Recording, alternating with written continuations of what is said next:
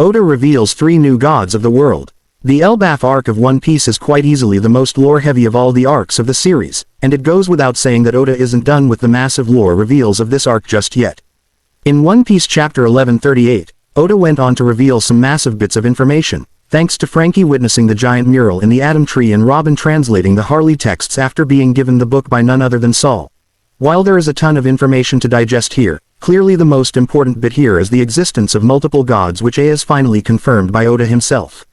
Now, 4 confirmed gods exist in the One Piece world, and they're all going to add great depth to the series in one war or another. The existence of the Sun God, creation and reincarnation.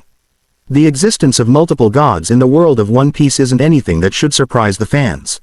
After all, the most important lore arc in the story, Skypiea, revealed to the fans that these gods exist. During the Nolan flashback, it was made quite clear that the god of the sun exists, as did the god of the rain, the god of the forest, and the god of the earth. In the Harley texts, most of these gods have now officially been confirmed. As far as the sun god goes, fans knew that this god existed long ago. The existence of the sun god was confirmed in Wano, where Luffy awakened his devil fruit. Sun god Nika was thus reborn, and it was clearly implied that Joy Boy, who existed long ago in the Void Century, held the same powers as him. But, Elbaf took things one step further and revealed to the fans that the world of One Piece had been destroyed twice already, and both times, the name of the sun god Nika was invoked. This clearly meant that the Nika who existed before Joy Boy was actually real and not just a myth, and that he fought a mysterious enemy long ago. In One Piece chapter 1138, fans finally got an answer to how this god came to be. It is said that long ago, the world was covered in flames, and these flames are likely what were used to create an infinite power source. Mankind grew greedy and touched the sun, taking power for themselves and ruling as the sovereign. Of course, the undying flame needed manpower to be turned into energy, and people were enslaved. These slaves were forced to work, and it was at this point that they prayed for the sun god's aid. According to the mural in Elbaf, the sun god came from the sky in Arc Maxim to heed the call of the slaves, laughing and fighting. This is precisely why slaves always call out to the sun god in times of need. Nika's arrival, however, sparked the wrath of a god, who then went on to turn the world upside down, the other 3 gods of the One Piece world. The Harley explains the existence of other gods. The Earth God and the Serpent of Infernal Flames. Flames engulfed the land, and humans succumbed to their desires, touching the forbidden sun. The enslaved prayed, and the Sun God appeared. The Earth God was enraged, and together with the Serpent of Infernal Flames, shrouded the world in death and darkness. They would never meet again. Upon the arrival of the Sun God, the Harley clearly states that the Earth God was enraged. This god then joined forces with the Serpent of Infernal Flames, and together, they fought the sun god Nika.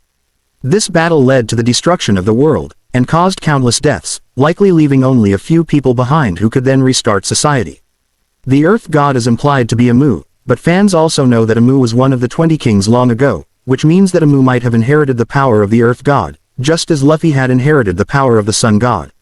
The Forest God and his army of demons. Breath stirred within the void, and the forest god sent forth demons. The sun did nothing but spread the fires of war.